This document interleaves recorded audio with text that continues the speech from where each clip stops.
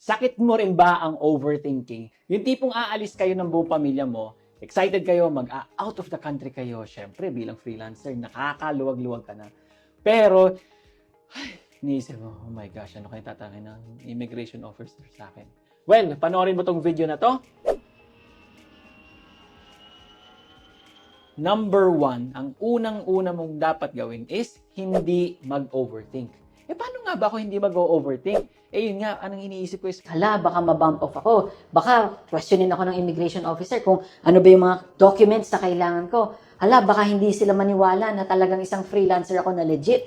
At baka isipin nila na isa akong something na mule, 'di ba? Na pinadala galing Nigeria, galing Ghana. shout out sa mga taga-Nigeria, nothing wrong, pero it's just an example. What do you actually do? The way that you do it is by being very straightforward. Okay? I've learned this sa pharma sales experience ko, working with GSK and J&J.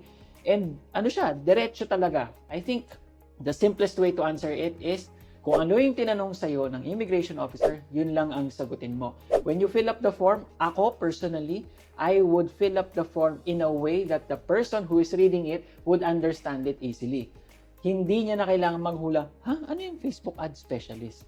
Aminin natin, at this stage, yes, maraming nakakaintindi ng freelancing, pero marami pa rin ang hindi nakakaintindi sa trabaho natin. So, bakit natin pahihirapan yung mga tao intindihin kung anong ginagawa natin? Why not make it as simple as this? Pag nilagay doon sa form, nakasulat sa form, occupation, nakalagay, businessman, entrepreneur, businesswoman, diba? Tapos, reason for travel, vacation with the family. Pag tinanong, saan ka pupunta? Sabihin mo, punta lang po kami ng Hong Kong, traveling with family. Okay? Anong gagawin nyo doon? Pupunta po kami ng Disneyland, mamamasyal. O kailan na kayo babalik? After 2 weeks po, after 1 week po, ito po. Ito yung, saan kayo matutulog? Ito po yung itinerary namin, ito yung hotel namin. Diretso. Now, I get you. It's a lot easier to overthink. Bakit? Kasi we're thinking that if we do more overthinking, the more that we are actually preparing. Pero, ito yung caveat, ito yung catch. Ang catch dito is that the more that we do the thinking, the more we do so much stressing sa sarili natin. At dumadating sa point na ang focus lagi natin is yung problem, yung scenario na pwedeng mangyari, yung worst case scenario, na hindi natin tuloy nakikita yung excitement dun sa biyahe na yun. Okay? So, recap lang. Freelancer ka, traveling out of the country for the first time. Worry mo, immigration officer, di ba? All you have to do is fill up the form, say na you're an entrepreneur, you're a businessman, businesswoman. Okay, next.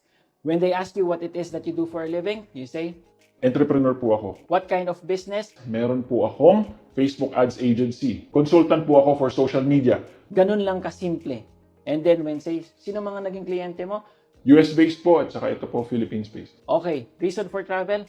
Pupunta po ako for vacation. Or kung ang reason mo for travel is, halimbawa, a convention, a meeting, a mastermind, say that it's a meeting, okay? And then, kailan balik? Say straightforward na gano'n.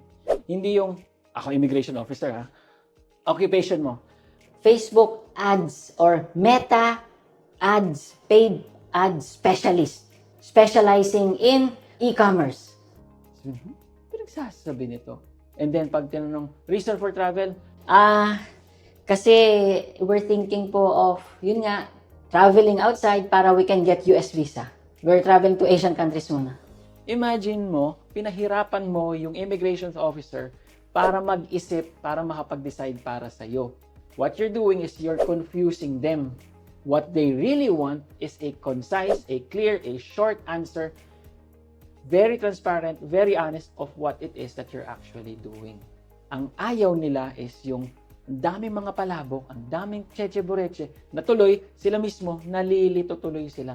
Kaya, they are left with no choice but to put you muna sa isang tabi where they have to ask you and clear out ano ba talaga yung reason mo for traveling, ano ba talaga ang trabaho mo, ano ba talaga ang negosyo mo.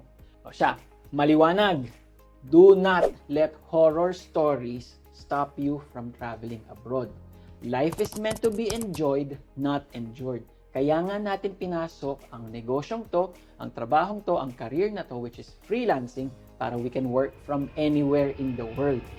Now, dahil sa mga horror stories, sasabihin mo na, hindi na lang magta-travel. Kalokohan. Diba? O siya, yun lang.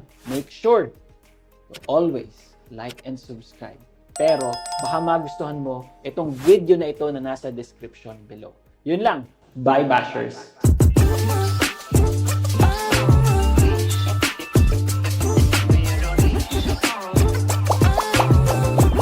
Tandaan maging purita, bawal maging pagbebe.